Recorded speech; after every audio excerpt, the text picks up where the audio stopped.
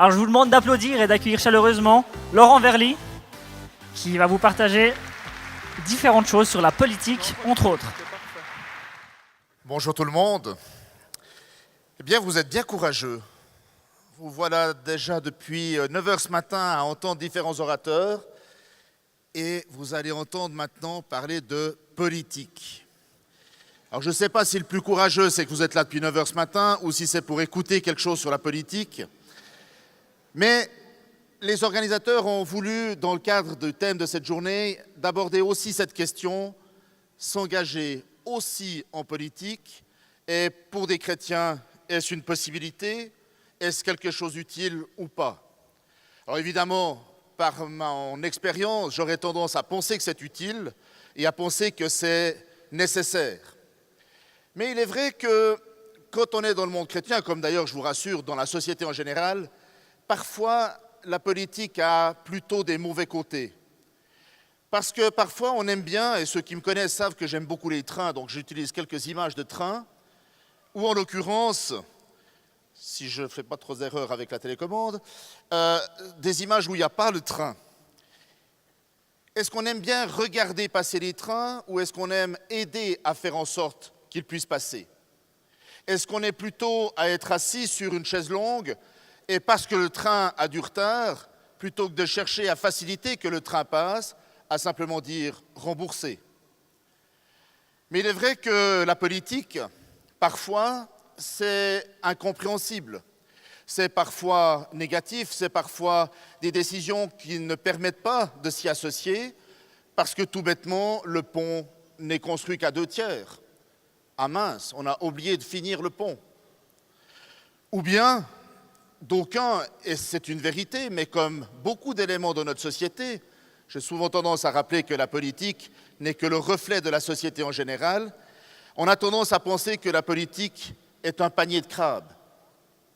C'est vrai, mais c'est certainement un rôle aussi pour les chrétiens, c'est du moins ma conviction, qu'il y ait aussi des chrétiens présents dans ce milieu-là, pour peut-être avoir un autre témoignage, pour avoir aussi une présence, pour avoir une parole, pour pouvoir simplement être le témoin de Dieu là où il nous place, encore une fois, dans nos différentes situations de vie et aussi donc en politique. Vous le savez, souvent sur les pièces de monnaie, ici à l'époque de César, mais encore aujourd'hui on met des gens connus. Voilà peut-être encore un danger en politique, encore une occasion de dire « bof, moi et la politique, moi chrétien et la politique ». C'est le danger évidemment de l'orgueil. Évidemment qu'avec le fait d'être élu, le fait d'être aimé, le fait d'être courtisé, le fait d'avoir des médias qui parlent en bien de vous, il y a un risque potentiel, peut-être plus grand d'ailleurs que dans d'autres facettes de la vie, mais souvent c'est aussi le cas, peut-être à moindre échelle, mais le cas dans la vie de chacun d'entre nous. Quand on est patron d'entreprise, quand on est enseignant, quand on est placé à quelque part, qu'on est même responsable d'un groupe de jeunes ou d'une église, ce danger-là existe aussi. Si j'utilise cette image, c'est parce qu'il y a une phrase, un verset qui me paraît important et qui a fondé mes éléments ou ma conviction de pouvoir aussi s'engager dans ce domaine. Vous la connaissez, c'est en particulier dans Luc, c'est aussi dans d'autres évangiles. C'est à Jésus qu'on présente une pièce de monnaie, celle imagée tout à l'heure, en demandant à Jésus, doit-on, nous, spirituels, payer l'impôt? Est-ce qu'on doit s'engager pour la société d'aujourd'hui, quand on est spirituel? Et Jésus a pris la pièce et il a dit, mais quelle image y a-t-il sur la pièce de monnaie? Il y a l'image de César. Et la phrase est de rendre à César ce qui appartient à César et à Dieu ce qui appartient à Dieu. Alors évidemment que cette notion-là pourrait donner le sentiment, et je pense que c'est important de le savoir, qu'il y a bien deux éléments. Il y a le monde, si on peut l'appeler ainsi, ou la société dans laquelle nous vivons, et puis il y a la société, vous me permettrez de reprendre ce terme-là, mais évidemment vous le comprendrez, la société de Jésus et de Dieu, qui est tout à fait différente. Mais toujours est-il que nous sommes placés aujourd'hui, en 2016, dans ce pays, dans notre canton, dans notre commune, ou dans un autre pays. Et cette notion-là pourrait faire penser, grâce à ce verset, que les choses doivent être complètement séparées. Mais Jésus n'a pas dit qu'on ne devait pas payer à César l'impôt. Jésus a juste dit qu'il fallait rendre à César ce qui est à César.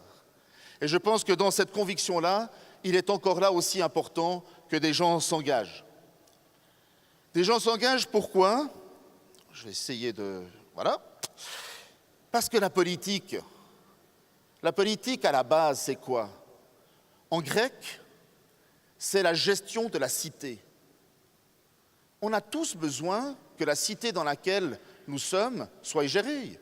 Si je fais un petit lien avec la conférence juste précédente, si on ne veut pas devoir acheter de l'eau en bouteille, il est bon qu'il y ait de l'eau au bout du robinet. Eh bien, pour qu'il y ait de l'eau au bout du robinet, il faut bien qu'il y ait des gens qui s'engagent dans ce qu'on appelle le monde politique pour gérer la ville, pour gérer le réseau d'eau, pour faire en sorte que l'eau qui vient des sources soit ensuite prise, purifiée, transmise dans les tuyaux et qu'elle arrive dans votre appartement au travers du robinet. Ou il y a peut-être quelques siècles en arrière, bien que cette eau soit au fond d'un puits et que des gens se mettent ensemble pour construire ce puits. La politique, évidemment, c'est d'autres décisions que juste amener l'eau à la maison. Mais c'est aussi cette notion-là, c'est aussi permettre qu'il y ait des routes. C'est de permettre que lorsqu'une église qui grandit doit agrandir justement sa salle de culte, eh bien qu'elle puisse respecter des règles et puisse avoir son permis de construire. C'est simplement, si on peut le dire ainsi, faciliter la vie des uns et des autres. Cette notion-là, dans la notion de la gestion de la cité, c'est un élément fondamental. C'est un élément sur lequel toutes et tous on peut s'engager. Parce que nous avons la chance en Suisse d'avoir ce qu'on appelle la démocratie directe. Chaque trimestre à peu près, vous êtes appelés à voter. Un chrétien, il est placé aujourd'hui, en 2016, en Suisse, dans ce pays, dans son canton, dans sa commune.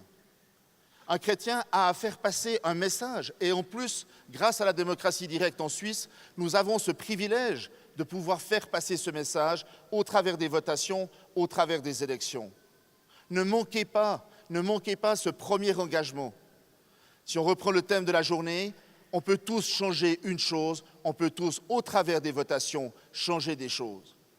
Alors bien sûr, si on reprend les premiers transparents avec la notion du « beauf, moi et la politique », on va dire « ils font tous ce qu'ils veulent, ils construisent le pont à cet endroit-là, moi je l'aurais construit ailleurs ». Eh bien, par votre vote, peut-être même plus par votre engagement au plan communal ou au plan cantonal, voire au plan suisse, vous pouvez apporter un élément complémentaire. Parce que Dieu vous a donné des compétences, vous a donné des talents, un autre des thèmes de cette journée. Quel dommage de ne pas le mettre à la disposition de la société dans laquelle nous sommes appelés à vivre, nous sommes en train d'y vivre. La politique, malgré tous les mauvais côtés qu'elle peut receler, et je suis tout à fait conscient qu'elle en a, c'est aussi de rappeler, et c'est peut-être mon rôle aujourd'hui de le rappeler, c'est l'organisation indispensable pour nous permettre de vivre les uns les autres, de pouvoir gérer ensemble notre vie au-delà de notre propre personne ou de notre propre famille. C'est évidemment une occasion d'associer les gens, de chercher à faire ensemble quelque chose.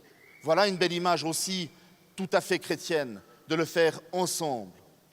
Enfin, un élément qui pour moi est fondamental, s'engager en politique, c'est aussi pouvoir aider ceux qui en ont besoin. C'est à quelque part pouvoir aider son prochain. Par exemple, en mettant en place des dispositifs sociaux, en votant des lois qui permettent d'aider ceux qui en ont réellement besoin. Dans ce sens-là, si je reprends toujours mon image de train, la politique, et à commencer par votre vote lors des votations ou votre choix de personnes au moment de les élire, eh bien c'est un peu de prendre les manettes de la locomotive et pas simplement rester sur la chaise longue en espérant que le train puisse passer. Dans ce sens-là, si je peux donner quelques idées résumées, pour moi, ce qui est important dans toutes les facettes de notre vie, ça peut être dans notre vie professionnelle, cela a été dit par un autre conférencier aujourd'hui, c'est évidemment au sein de l'Église, au sein d'autres structures, avec cohérence et intégrité, s'engager en politique, c'est d'abord accepter de vouloir servir son prochain. C'est également accepter d'être utile à Dieu dans ce cadre-là, comme nous pourrions être utiles à Dieu aussi dans d'autres cadres.